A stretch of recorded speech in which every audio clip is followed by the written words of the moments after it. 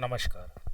आज हम लोग चर्चा करने जा रहे हैं अंतर्राष्ट्रीय अर्थशास्त्र के अंतर्गत रिकार्डो के अंतर्राष्ट्रीय व्यापार के तुलनात्मक लागत सिद्धांत। यानी आज का जो हमारा टॉपिक है वो रिकॉर्डियन जो इंटरनेशनल ट्रेड का इन्होंने कंपैरेटिव कॉस्ट थ्योरी डेवलप की थी उस पर हम लोग चर्चा करेंगे। तो इसके पूर्व आपने एडम स्मिथ की जो थ्योरी थी वो थी एब्सोल्यूट प्रॉफिट थ्योरी, वो आपने देखा होगा। तो उसमें आपने देखा कि एक देश को जिस वस्तु के उत्पादन में निरपेक्ष लाभ प्राप्त होता है वो उस पे श्रम विभाजन तथा विशिष्टीकरण करता है। लेकिन आज हम रिकॉर्डियन थ्योरी पे बात करते हैं। रिकार्डो ने एडम स्मिथ की निरपेक्ष लाभ सिद्धांत का खंडन किया और इसके स्थान पर अपना ये सिद्धांत तुलनात्मक लागत का सिद्धांत प्रस्तुत किया। और इस सिद्धांत में उन्होंने बताया कि एक देश उस वस्तु के उत्पादन में श्रम विभाजन तथा विशिष्टीकरण करेगा जिसमें कंपैरेटिव कॉस्ट कम होगी। आई एम जस्ट रिपीटिंग कि मान लीजिए एक कंट्री है और एक कंट्री दो वस्तुओं का उत्पादन करती है, एक्स वस्तु का उत्पादन करती है, वाई वस्तु का उत्पादन करती है, लेकिन उसकी जो कंपैरेटिव कॉस्ट है वो वाई कमोडिटी में कम है और एक्स कमोडिटी में ज्यादा है, तो वो एक वाई कमोडिटी में श्रम विभाजन तथा विशिष्टीकरण करेगा, अर्थात उसी में पूर्ण विशिष्टीकरण की नीतियों को अपनाएगा। तो आइए देखते हैं क्रमबद्ध रूप से कि कैसे रिकार्डो ने अपने इस सिद्धांत को प्रतिपादित किया तथा कैसे अंतरराष्ट्रीय अर्थशास्त्र में इसका प्रयोग होता है। तो ये आपका कंपैरेटिव कॉस्ट थ्योरी है। इसी का आपने देखा होगा एक प्रकार से मैं कह सकता हूं कि मॉडिफिकेशन रूप आपका मिल का कंपैरेटिव प्रॉफिट थ्योरी। वहां पर कंपैरेटिव कॉस्ट शब्द का प्रयोग वो नहीं करते हैं मिल, और वो क्या करने लगते हैं, उन्होंने क्या हुआ यहीं पर कंपैरेटिव एडवांटेज या प्रॉफिट थ्योरी पे बात करने लगते हैं। यह भी हाल ही के दिनों में यूपी पीजीटी में एक प्रश्न आया था कि कंपैरेटिव प्रॉफिट थ्योरी किसने दिया, तो कंपैरेटिव शब्द लोगों का याद था और कंपैरेटिव के बेस में उन्होंने टिक कर दिया जाके रिकॉर्डो को। लेकिन कॉस्ट और प्रॉफिट यानी एडवांटेज ये दोनों शब्द बहुत टेक्निकल है, इन पे हम बात करेंगे। तो रिकॉर्डो ने अपना सिद्धांत जो रखा वो तुलनात्मक लागत का सिद्धांत प्रतिपादित किया और जेएस मिल ने तुलनात्मक लाभ का सिद्धांत प्रतिपादित किया। तो ये इसमें एक डिफरेंस याद रखना बहुत ज्यादा जरूरी है। ठीक है, चलिए आइए देखते हैं।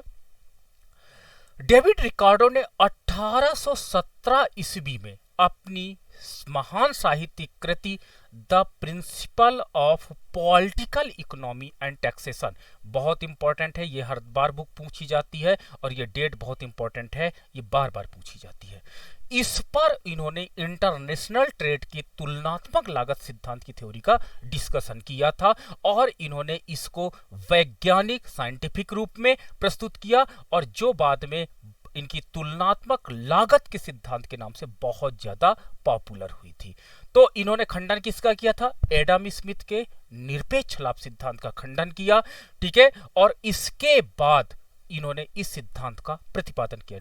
एडम स्मिथ के निरपेक्ष लाभ सिद्धांत को अगर आप चाहते हो तो मेरे इसी चैनल पे आप इंटरनेशनल इकोनॉमिक्स के प्लेलिस्ट में आप देख सकते हो, तो वहां पर आपको वो थ्योरीज मिल जाएगी।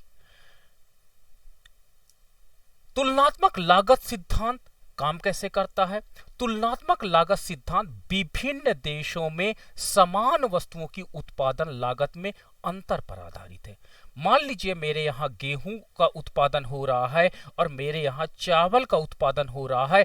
अगर यही रेट पे चाइना में और यही रेट में क्या हो जाए, इंडोनेशिया में उत्पादन हो जाए, तो ट्रेड की कोई आवश्यकता नहीं पड़ेगी। कहीं ना कहीं लागतों में अंतर व्यापार का कारण बन जाता है। तो ये पॉइंट आपको इंपॉर्टेंट है, नोट करना है कि जो लागतों में अंतर होता है, उत्पादन लागत में अंतर, यही ट्रेंड का मुख्य कारण है। और इसी को एडम स्मिथ रिकार्डो ने अपने सिद्धांत में बताया कि अगर हमारे पास उत्पादन लागत अन्य देशों की तुलना में कम है तो हम उस पर स्पेशलाइजेशन करेंगे और उस पर श्रम विभाजन तथा विशिष्टीकरण करने लग जाएंगे। तो ये सिद्धांत इन्होंने डेवलप किया था। नाउ द नेक्स्ट, श्रम के भौगोलिक विभाजन और उत्पादन में विशेषज्ञता के कारण उत्पादन लागत देशों में भिन्न भिन्न होती होती है। इन्होंने कारण बताया कि जो श्रम की कॉस्ट होती है उसका अलग होने का एकमात्र कारण होता है भौगोलिक विभाजन। भौगोलिक विभाजन जो हमारे पास जियोग्राफिकल डिविडेंड होता है, जो जियोग्राफिकल डिवाइड होता है, उसके कारण ऐसा पाया जाता है। और उत्पादन में विशेषज्ञता, हमारी स्किल कितनी बढ़िया है। अगर मेरी स्किल बहुत अच्छी है तो मैं उसकी लागत को कम कर दूंगा। आप देखेंगे कि एक क्या होता है, एक बुनाहा कितनी कम लागत में अच्छा चीज बुन करके दे देता है, और वही काम हम करेंगे तो उसमें बुनने में टाइम लगेगा, अर्थात हमसे लागत बढ़ जाएगी। तो इस कारण से भौगोलिक क्या हो जाता है, विभाजन के कारण और स्पेशलाइजेशन के कारण उनमें उत्पादन लागतों में अंतर पाया जाता है। ये बात आई। जलवायु, अब उत्पादन लागत में अंतर होने के और कारण है, जैसे जलवायु, प्राकृतिक संसाधन, भौगोलिक स्थिति और श्रम की दक्षता में मतभेद के कारण एक देश की तुलना में कम लागत पर एक वस्तु का उत्पादन कर सकता है। यानी दुनिया में जितने भी विश्व में देश हैं उनमें कोई ना कोई रीजन है जिससे हमारे देश की वस्तु की लागत उनके देश की वस्तु की लागत में अंतर पाया जाता है। अगर मेरे यहाँ लागत कम होगी तो मैं स्पेशलाइजेशन करूंगा, अगर अनदर कंट्री में क्या हो जाएगा, लागत कम है उत्पादन लागत, तो वो स्पेशलाइजेशन करेगा। तो दुनिया में कभी भी सेम कॉस्ट नहीं होगी। अब हम देखते हैं तुलनात्मक लागत सिद्धांत की मान्यताओं पे बात करते हैं। एजम्पशंस बहुत इंपॉर्टेंट है, एग्जाम्स में बहुत बार पूछा गया था, यूजीसी नेट एंड पीजीटी और टीजीटी एग्जाम में। रिकार्डो और मिल आदि विद्वानों द्वारा प्रतिपादित तुलनात्मक लागत का सिद्धांत निम्नलिखित मान्यताओं पर आधारित है। मैंने बोला ना, रिकार्डो ने कंपैरेटिव कॉस्ट थ्योरी दिया है, और जेएस मिल ने, जो आगे हम पढ़ाएंगे, इन्होंने कंपैरेटिव प्रॉफिट या एडवांटेज थ्योरी दिया है। दोनों में अंतर सीख लीजिएगा। इन्होंने लागतों को कम करने की बात कही रिकार्डो ने, मिल ने क्या बात कही, मिल ने कहा कि जिसमें तुलनात्मक लाभ हमको ज्यादा हो हम उस पे स्पेशलाइजेशन करेंगे। ठीक है, कोई भी व्यक्ति है अगर लाभ ज्यादा होगा तो उस पे स्पेशलाइजेशन करेगा। तो रिकार्डो लागत को लेकर के चलते हैं और मिल लाभ को लेकर के चलते हैं। तुलनात्मक शब्दों का प्रयोग दोनों ने किया है। ठीक है, चलो आओ देखते हैं। इस सिद्धांत में माना गया है कि सभी प्रकार की श्रम में समरूपता पाई जाती है। ठीक है, यानी जो आज वर्तमान में क्लासिफिकेशन हो रहा है स्किल्ड लेबर का, उस समय यह क्लासिफिकेशन नहीं होता था। यानी सारे जो लेबर है उनकी प्रोडक्टिविटी को समान माना गया, उनकी समरूप माना गया, कि यह नहीं कि किसी में ज्यादा स्किल है किसी में कम स्किल है। वो वर्तमान में क्लासिफिकेशन हुआ है, उस समय क्लासिकल इकोनॉमिस्ट के समय यह क्लासिफिकेशन नहीं था। दूसरा, एक देश के भीतर तो साधन गतिशील होते हैं लेकिन दो देशों के बीच पूर्णतया अगतिशील होते हैं। दो देशों के मध्य इनमें गतिशीलता का अभाव पाया जाता है, ये बात इन्होंने कही। ठीक है, यानी एक देश के अंतर्गत तो एक साधन दूसरे से इस जगह पर जा सकता है, दूसरी जगह से पहले इस जगह पे आ सकता है, लेकिन इंटरनेशनल लेवल पर ये जो गतिशीलता है वो जीरो है मान ली गई है। जबकि वर्तमान परिप्रेक्ष्य में तो आप देख रहे होंगे बहुत ज्यादा गतिशीलता पाई जा रही है। नाउ द नेक्स्ट है, यह सिद्धांत मूल्य निर्धारण के श्रम सिद्धांत पर आधारित है। अब ये मूल्य निर्धारण का श्रम सिद्धांत क्या है, अर्थात एक वस्तु को उत्पादन में, एक वस्तु के उत्पादन में जितना श्रम घंटे लगेगा, ठीक है, जितना श्रम घंटे लगेगा वही उसका मूल्य हो जाएगा। जैसे मान लो मैंने एक चारपाई बनवाई अपने घर में, ठीक है, चारपाई बनवाई, और इस चारपाई में जो कारपेंटर आया उसने एक दिन लगा दिया, पूरा वन डे उसने लगा दिया। तो अब उसने वन डे के लिए कितना मांगा, 500 रुपीज मांगा। तो मैं क्या कहूंगा, चारपाई का दाम कितना होगा, 500 रुपए होगा। तो रिकार्डो ने कहा कि श्रम सिद्धांत पर मूल्य आधारित है, अर्थात श्रम की लागत यानी श्रम का जो लागत होगी वही मूल्य में कन्वर्ट हो जाएगा। क्लियर है, क्योंकि यहां पर इन्होंने एजम्पशन मानी है कि उत्पादन के दो भी साधन हैं, एक आपको इन्होंने माना भूमि है और दूसरा इन्होंने माना श्रम है। तो इन्होंने कहा कि भूमि स्थिर होता है तो श्रम की जो लागत होगी वही मूल्य में ये कन्वर्ट करते थे। ठीक है। नाउ द यातायात पर व्यय पर कोई विचार नहीं किया गया, जो वास्तव में गलत है। इस समय देखिए ट्रांसपोर्टेशन कॉस्ट मेजर कॉस्ट हो जाती है, लेकिन उस समय ये माना गया कि ट्रांसपोर्टेशन कॉस्ट को इन्होंने अपने सिद्धांत में नेग्लेक्ट कर दिया। आइए आगे देखते हैं। यह सिद्धांत उत्पादन के स्थिरता नियम पर आधारित है। उत्पादन की स्थिरता नियम यानी लॉ ऑफ कांस्टेंट रिटर्न पे काम करता है। इसी को जाकर के हैबरलर ने आगे आलोचना की कि आपने स्थिर नियम क्यों ले लिया। आप स्थिर नियम के साथ साथ वृद्धिमान और ह्रासमान नियम भी तो कार्य करते हैं। तो उन्होंने इसकी आलोचना किया, यानी एक प्रकार से हैबरलर ने रिकार्डो के सिद्धांत की आलोचना की कि आपने केवल स्थिरता के अंतर्गत ये कार्य किया और उसको और मॉडिफिकेशन किया और सिद्धांत को और अधिक ब्रॉड कर दिया। ठीक है, तो हैबरलर ने मॉडिफिकेशन किया, अपग्रेड किया सिद्धांत को। इस सिद्धांत में केवल 2 देश और 2 वनों को ही लिया गया, यानी 2 उत्पादों को लिया गया, अन्य को नहीं लिया गया। वस्तु की मांग यथा स्थिर है, यानी ये इनकम से या अदर फैक्टर से प्रभावित नहीं हो रही है। दोनों देशों में स्वर्णमान प्रचलित है तथा मुद्रा के परिमाण सिद्धांत को सत्य स्वीकार किया गया। यह सिद्धांत तभी लागू होगा जब मुद्रा परिमाण सिद्धांत काम करेगा और स्वर्णमान के अंतर्गत कार्य हो रहा होगा। अगला, अंतरराष्ट्रीय व्यापार पर किसी प्रकार का प्रतिबंध नहीं है, नो रिस्ट्रिक्शन। इंटरनेशनल ट्रेड पर कोई टैरिफ एंड कोटा नहीं है, तब यह सिद्धांत काम करेगा। नाउ द नेक्स्ट है, दोनों देश स्थायी साम्य की ओर बढ़ रहे हैं। व्यापार चक्रों का भी हस्तक्षेप न करके दीर्घकालीन समायोजन को इसमें ध्यान रखा गया। आगे, समान आर्थिक स्थिति वाले 2 देशों के बीच समान आर्थिक मूल्य वाली वस्तुओं का व्यापार हो रहा है। उपरोक्त मान्यताओं के आधार पर यह सिद्धांत बताता है कि 2 देशों के बीच वस्तुओं का व्यापार लागत अंतरों के कारण होता है, अर्थात एक देश में उसी वस्तु की लागत अन्य होती है तथा अन्य देश में उस वस्तु की लागत अन्य होती है, यानी एक ही वस्तु की लागत 2 देशों में अलग अलग होती है और यही व्यापार का कारण है। तो इंपॉर्टेंट फैक्ट है कि यहां पर श्रम के मूल्य सिद्धांत को स्वीकारा गया है और श्रम के मूल्य सिद्धांत यानी एक वस्तु के उत्पादन में जितने श्रम घंटे लगते हैं वही उसकी लागत हो जाएगी, वही उसका मूल्य हो जाएगा। और इसके आधार पर रिकार्डो ने अपने सिद्धांत का प्रतिपादन किया है। चलिए रिकार्डो के तुलनात्मक लागत सिद्धांत को एक बार अच्छे से देख लेते हैं। क्या कहता है रिकार्डो का तुलनात्मक लागत सिद्धांत? इस तरह प्रत्येक देश उस वस्तु के उत्पादन में माहिर है। माहिर का मतलब होता है उस वस्तु के उत्पादन में विशिष्टीकरण को अपनाना पसंद करेगा।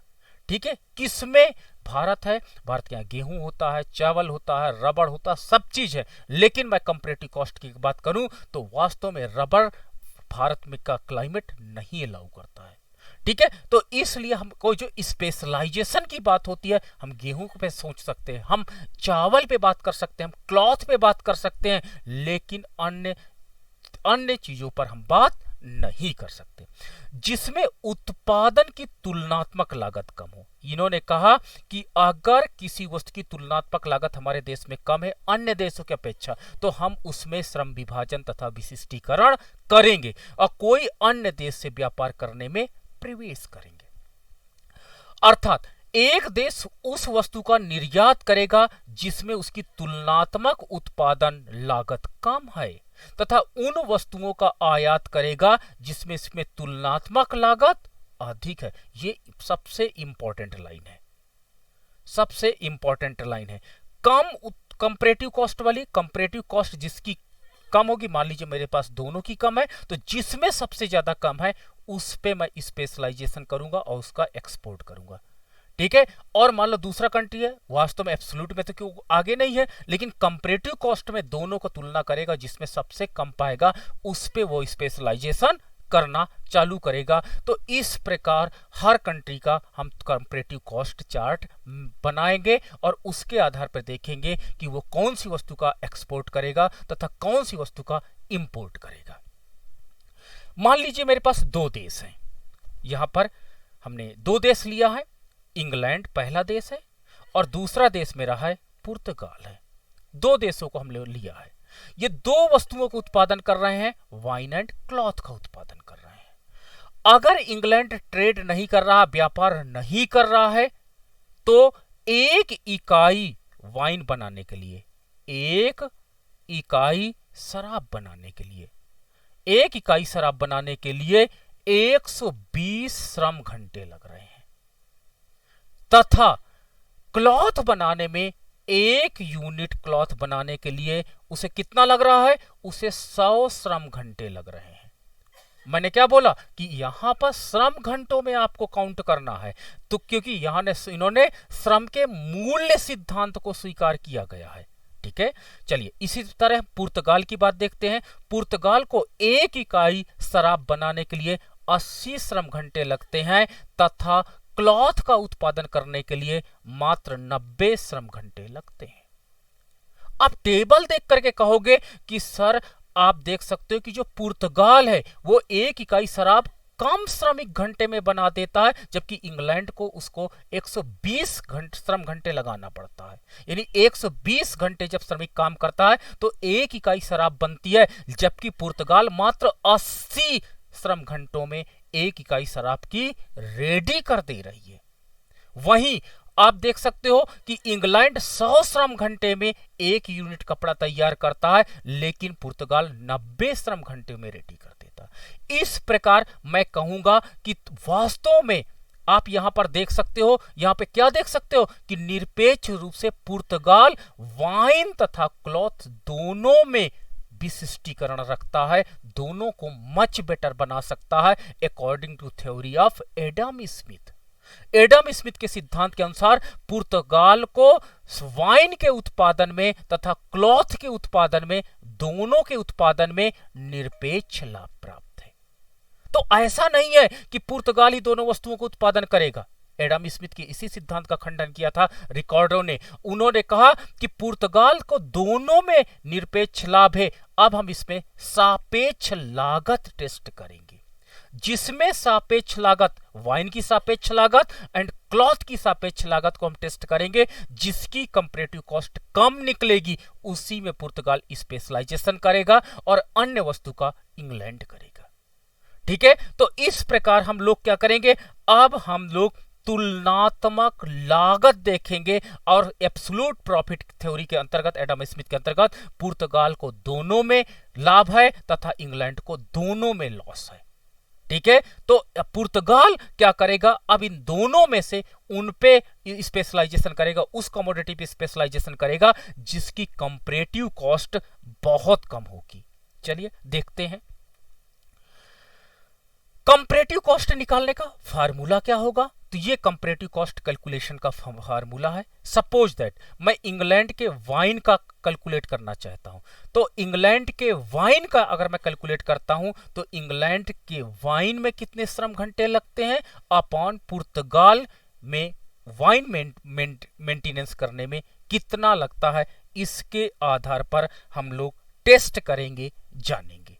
ठीक है, तो इस प्रकार इंग्लैंड में वाइन की कंपैरेटिव कॉस्ट हमने यहां पर देखा कि जो फार्मूला है कंपैरेटिव कॉस्ट कैलकुलेशन का, कंपैरेटिव कॉस्ट कैलकुलेशन बताती है कि जिस कंट्री के जिस मत के लिए आप कंपैरेटिव कॉस्ट निकालते हैं, सबसे पहले आप उस आइटम को रखिएगा और अन्य कंट्री का उसी आइटम को लेकर के आप श्रम घंटों को यहां पर पुट कीजिएगा वैल्यू। तो ये हमने देखा कि जो एब्सोल्यूट प्रॉफिट है वो पुर्तगाल को दोनों वस्तुओं में है, क्योंकि वाइन भी वो सस्ता बना सकता है, क्लॉथ भी सस्ता बना सकता है। तो सबसे पहले हम कंपैरेटिव कॉस्ट स्टडी करेंगे पुर्तगाल की, क्योंकि पुर्तगाल दोनों में अच्छा कार्य कर सकता है, इसलिए सबसे पहले हम प्रेफरेंस देंगे पुर्तगाल को कि पुर्तगाल को किसके उत्पादन में श्रम विभाजन तथा विशिष्टीकरण करना चाहिए। चलिए पुर्तगाल कि अगर हम वाइन की बात करते हैं तो पुर्तगाल का वाइन पे अगर कंपैरेटिव कॉस्ट हमें कैलकुलेट करना है तो पुर्तगाल का वाइन अपॉन इंग्लैंड के वाइन, यानी पुर्तगाल में वाइन में उत्पादन में कितने श्रम घंटे लगते हैं अपॉन इंग्लैंड वाइन, यानी इंग्लैंड में कितने लगते हैं उसको आप डिवाइड कर देंगे तो पुर्तगाल में वाइन की कंपैरेटिव कॉस्ट निकल करके आ जाएगी। अब पुर्तगाल को हम क्लॉथ में टेस्ट करते हैं। क्लॉथ में टेस्ट करने के बाद हम पुर्तगाल के क्लॉथ को ऊपर रखेंगे और इंग्लैंड के क्लॉथ के श्रम घंटे को नीचे रखेंगे, फिर देखेंगे। अब ये पहली प्रक्रिया और दूसरी प्रक्रिया मुझे ये बता देगी कि पुर्तगाल की दोनों की कंपैरेटिव कॉस्ट तो मुझे पता हो जाएगी। अब इन दोनों को आपस में मुझे तुलना करना है, आपस में तुलना करना है कि दोनों में पुर्तगाल वास्तव में अच्छा काम करता लेकिन वाइन को ज्यादा सस्ता बना पा रहा है या क्लॉथ को, और जिसको वो सस्ता बना पाएगा उसी पे स्पेशलाइजेशन करेगा। ठीक है, तो सबसे पहले पुर्तगाल की वाइन का कंपैरेटिव कॉस्ट, फिर पुर्तगाल के क्लॉथ की कंपैरेटिव कॉस्ट, अब फिर इन दोनों में आपस में कंपेयर। चलिए अब दूसरा आता है आपके पास इंग्लैंड। इंग्लैंड, क्योंकि इंग्लैंड को पुर्तगाल की अपेक्षा दोनों वस्तुओं का अच्छा उत्पादन नहीं कर पा रहा है, इसलिए इंग्लैंड के वाइन की कंपैरेटिव कॉस्ट देखेंगे। तो वाइन के उत्पादन में कितनी श्रम घंटे लग रहे हैं, यहां पर लेबर आवर रखेंगे। पुर्तगाल में वाइन के उत्पादन में कितना श्रम घंटे लग रहा है वो यहां पर रखेंगे और कैलकुलेट कर लेंगे। फिर हम क्या करेंगे, इंग्लैंड के क्लॉथ को हम लोग टेस्ट करेंगे और क्लॉथ का भी निकालेंगे। इस प्रकार 3 और 4 में टेस्ट करेंगे कि इंग्लैंड दोनों में किसमें कम लागत में वस्तुएं उत्पादन कर पा रहा है, और वो उसी में श्रम विभाजन तथा विशिष्टीकरण करेगा। तो चलिए सबसे पहले मेरे पास है कंपैरेटिव कॉस्ट निकालना पुर्तगाल के वाइन का। तो पुर्तगाल के वाइन का जो आपको निकालना है, पुर्तगाल का वाइन में कितने लगते हैं, पुर्तगाल में वाइन की मैं कंपैरेटिव कॉस्ट निकाल रहा हूं, तो पुर्तगाल में वाइन में लगते हैं 80 लेबर आवर लग रहे हैं अपॉन इंग्लैंड के वाइन। इंग्लैंड में वैसी वाइन को बनाने के लिए 120 श्रम घंटे लगते हैं, आप पुरानी टेबल में देखिएगा। तो जब हम इसको डिवाइड करेंगे तो डिवाइड करने के बाद आपका क्या हो जाएगा, 0 से 0 कैंसिल आप कर दोगे एंड आपका 4 दूनी 8 और 4 तेई 12, 2/3 हो जाएगा और 3 18 यानी 0.67 आ जाएगा। तो ये कंपैरेटिव कॉस्ट होगी जो विदाउट किसी यूनिट की होगी, यानी इसमें कोई यूनिट नहीं आप ऐड करोगे, ठीक है, रुपी या ये ऐसा कुछ नहीं करोगे, केवल 0.67 comparative cost of the Portugal's wine. पुर्तगाल में जो वाइन का उत्पादन हो रहा है उसकी जो कंपैरेटिव कॉस्ट है वो कितनी है, 0.67 है। चलिए अब मैं बात करता हूं पुर्तगाल में जो क्लॉथ का उत्पादन हो रहा है उसकी कंपैरेटिव कॉस्ट की मैं बात करता हूं। तो पुर्तगाल में जो कहा था, तो पुर्तगाल के क्लॉथ में कितना लग रहा है, तो पुर्तगाल के क्लॉथ में 90 अपॉन 100। तो इसको जब मैं लेबर आवर की बात करता हूं, ये लेबर आवर की बात करता हूं, तो ये आ जाता है 0.90 आ जाता है। तो ये 0.90 जो हो जाता है ये कंपैरेटिव कॉस्ट किसकी हो जाएगी, ये क्लॉथ की हो जाएगी पुर्तगाल में। अब आप इन दोनों में देखिएगा, पुर्तगाल जो है वो वाइन को 67, मान अगर मैं पैसे में कन्वर्ट कर लूं, वैसे आपको कन्वर्ट नहीं करना, यूनिट है, 0.67 में बना सकता है और इसको 0.90 में, तो आप निश्चित रूप से कहोगे कि पुर्तगाल में वाइन की तुलनात्मक लागत बहुत कम है और पुर्तगाल को चाहिए कि वो वाइन में श्रम विभाजन एवं विशिष्टीकरण करे, अर्थात दोनों की लागतें कम है, 1 यूनिट से देखिए दोनों की लागतें कम है, लेकिन क्लॉथ की अपेक्षा पुर्तगाल वाइन बहुत अच्छा बना सकता है। इसी प्रकार अब मैं इंग्लैंड की बात करता हूं, तो इंग्लैंड में मैं टेस्ट करता हूं वाइन का। तो इंग्लैंड में वाइन को टेस्ट करने के लिए सबसे पहले इंग्लैंड के मैं वाइन को रखता हूं। तो इंग्लैंड का जो वाइन है उसकी लागत आपके पास हो जाती है आपका 120 श्रम घंटे लेबर आवर, और हमारे पास यहां पर हो जाती है 80 श्रम घंटे 80 लेबर आवर। अब आप इसको डिवाइड कर दीजिए तो आपके पास 3/2 हो जाएगा, 1 पॉइंट आपका 2 1 जा 2 एंड आपके पास हो जाएगा 2 5 जा 10, 1.50 हो जाएगा। 1.50 ये आपके इंग्लैंड में वाइन की कंपैरेटिव कॉस्ट है। और इसी तरह इंग्लैंड के क्लॉथ की कंपैरेटिव कॉस्ट अगर मुझे निकालना है, तो इंग्लैंड की क्लॉथ की कंपैरेटिव कॉस्ट निकालने के लिए इंग्लैंड के क्लॉथ में कितने श्रम घंटे लगते हैं, तो आप कहोगे 100 और अपॉन 90 श्रम लेबर आवर। तो ये लेबर आवर आपके हो जाते हैं और आप इसको डिवाइड करेंगे तो 1.11 हो जाता है। तो इस प्रकार आप इन दोनों को आपस में तुलनात्मक अध्ययन करेंगे तो पाते हैं कि इंग्लैंड की वाइन में जो लागत है कंपैरेटिव कॉस्ट है वो 1.50 है तथा क्लॉथ में 1.11 है, अतः इसको इंग्लैंड को क्लॉथ में श्रम विभाजन तथा विशिष्टीकरण करना चाहिए क्योंकि इसकी तुलनात्मक लागत कम है। देखो अगर मैं रुपए में मान लेता हूं तो 1.1 यानी 1 रुपए 11 पैसे ही है, जबकि वाइन में 1 रुपये 50 पैसे। और पुर्तगाल को दोनों में बेनिफिट है, यानी एक को 90 पैसे में बना देता है, एक को मात्र 67 पैसे में। तो 67 पैसे वाले में स्पेशलाइजेशन करेगा, श्रम विभाजन तथा विशिष्टीकरण करेगा। तो ये बात हमने देखा कंपैरेटिव कॉस्ट थ्योरी कैसे काम करती है। अब आइए देखते हैं इसको। तो इस प्रकार हमारे पास इंग्लैंड, जिसको दोनों में निरपेक्ष लाभ प्राप्त था, वाइन के उत्पादन में एंड क्लॉथ के उत्पादन में, लेकिन वाइन की जो इसकी कंपैरेटिव कॉस्ट है वो सबसे कम है। अतः पुर्तगाल जो लेबर डिवीजन एंड स्पेशलाइजेशन करेगा, अपने कंट्री में उत्पादन करेगा, वो किस पे करेगा? वाइन पे उत्पादन करेगा। यानी पुर्तगाल वाइन को अपने देश में बनाएगा और उसको एक्सपोर्ट करेगा। किसको? इंग्लैंड को, क्योंकि दो ही कंट्री मानी गई है। तो वाइन को बनाएगा और एक्सपोर्ट करेगा। किसको? इंग्लैंड को। ठीक है।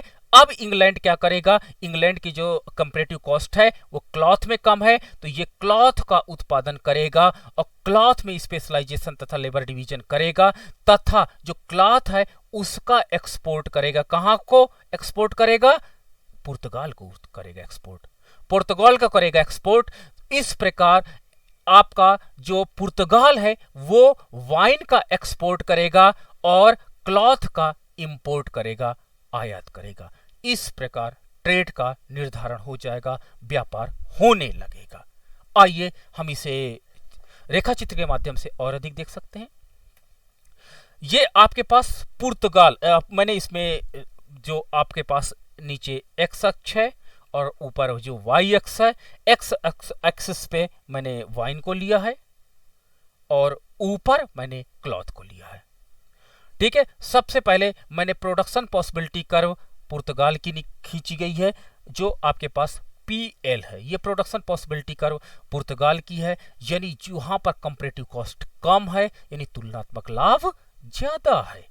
तुलनात्मक लाभ ज्यादा है, यानी अपने दिए गए संसाधनों से वो ज्यादा वस्तुओं का उत्पादन बना कर सकता है। तो ये पुर्तगाल का जो ट्रायंगल आपके पास है अंडर नो ट्रेड त्रिभुज OPL, ये आपके पास क्या होता है? GDP ऑफ पुर्तगाल है, पुर्तगाल का GDP है।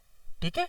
अब क्योंकि इसकी लागत कम है और लागत कम है तो क्या होता है? अभी अंडर नो ट्रेड, तो दोनों में कहीं बीच में कर रहा होगा। ठीक है। अब चलो, अब हम देखते हैं कि जो हमारे पास इंग्लैंड है, इंग्लैंड का E आपके पास है एंड ये G है। इंग्लैंड का ये प्रोडक्शन पॉसिबिलिटी कर्व है। ठीक है। इंग्लैंड में क्योंकि लागतें ज्यादा है, इसलिए जो आपके पास इंग्लैंड का ट्रायंगल है, ट्रायंगल आपके पास OEG, ये आपके पास जो आपका GDP है, ये GDP किसका है? ये इंग्लैंड का GDP, क्योंकि यहां लागतें ज्यादा हैं तो वस्तुओं का उत्पादन कम हो पा रहा है। ठीक है। अब हम पुर्तगाल की बात करते हैं, क्योंकि पुर्तगाल में कंपैरेटिव कॉस्ट कम है, तो पुर्तगाल क्या कर रहा है? वाइन के उत्पादन में श्रम विभाजन तथा विशिष्टीकरण करता है, अर्थात एल पॉइंट पर वो अपना उत्पादन निर्धारित कर देगा। कहां पर करेगा? एल पॉइंट पर अपना उत्पादन निर्धारित करेगा, यहां पर उत्पादन करेगा, अर्थात वो केवल और केवल अपने देश में शराब का उत्पादन करेगा। और इंग्लैंड क्या करेगा? E पॉइंट, ये इसका प्रोडक्शन पॉइंट हो जाएगा। इंग्लैंड का ये प्रोडक्शन पॉइंट हो जाएगा और इंग्लैंड क्या करेगा? E पॉइंट पर श्रम विभाजन तथा विशिष्टीकरण करेगा। ठीक है। अब देखो, अगर पुर्तगाल क्लॉथ पे करता तो मात्र उसको इतना बेनिफिट मिलता। अब ये देख सकते हो कि मात्र PE के बराबर बेनिफिट मिलता, लेकिन वाइन में उत्पादन करने से उसे, अगर मैं इसको नाम दे देता हूं R, तो उसे ये PE जो बराबर है RL के, उसे GR के बराबर एक्स्ट्रा प्रॉफिट मिल रहा है, एक्स्ट्रा प्रॉफिट मिल रहा है। ठीक है। देखो, अगर यहां पे ये करता पुर्तगाल की नहीं, मैं क्लॉथ का उत्पादन करूंगा, तो मात्र इतना इंग्लैंड से ज्यादा बेनिफिट कमाता। भाई इंग्लैंड के लोग तो अपने देश में जितनी लागत है उससे इतना क्या हो जाता कि उससे ज्यादा तो प्राइस देंगे नहीं, लेकिन यहां पर देखिए कि वो उसको ज्यादा ग्रेट अपॉर्चुनिटी मिल रही है पुर्तगाल को, कि क्लॉथ की अपेक्षा क्लॉथ अगर बेचता तो इतना प्रॉफिट कमाता, लेकिन क्लॉथ की अपेक्षा जो आपका ये पोर्शन है ये एक्स्ट्रा प्रॉफिट के रूप में प्राप्त कर रहा है। ठीक है, इसलिए डॉटेड लाइन को पैरेलल खींचा गया है पुर्तगाल के प्रोडक्शन पॉसिबिलिटी कर्व के साथ। तो इस प्रकार हम देख सकते हैं कि इंग्लैंड को लॉस क्या होता है, मात्र इतना होता, अगर वो जी पॉइंट पर उत्पादन करता, जी पॉइंट पर श्रम विभाजन करता तो उसे जी आर के बराबर एक्स्ट्रा लॉस होता, इसलिए उसका लॉस कम से कम हो जाता है। तो इस प्रकार हमने देखा कि रिकार्डो का तुलनात्मक लागत सिद्धांत कहता है कि एक देश उस वस्तु के उत्पादन में श्रम विभाजन तथा विशिष्टीकरण करेगी जिसमें तुलनात्मक लागत कम है। पुर्तगाल की तुलनात्मक लागत वाइन में कम थी और इंग्लैंड की तुलनात्मक लागत आपकी किसमें कम है, आपका क्लॉथ में कम है, इसलिए उस पर स्पेशलाइजेशन करेगा। चलिए आपसे मैं कुछ प्रश्न है, the theory of comparative cost advantage किसने दिया, बार बार एग्जाम में पूछ सकता है, डेविड रिकार्डो ने, आप सभी जानते हो। चलिए, एडम स्मिथ की थ्योरी का क्या नाम है, एडम स्मिथ ने कौन सी थ्योरी दी थी, और जे.एस. मिल एंड हैबरलर की इंटरनेशनल ट्रेड थ्योरी, यानी आपको 3 लोगों की ट्रेड थ्योरी बतानी है। एडम स्मिथ की ट्रेड थ्योरी का नाम बताइए, जे.एस. मिल की ट्रेड थ्योरी का नाम बताइए, एंड हैबरलर की ट्रेड थ्योरी का नाम बताइए हमारे कमेंट बॉक्स पे, और रिकॉर्डर की मैंने आपके साथ डिस्कस की है। So much, thank you.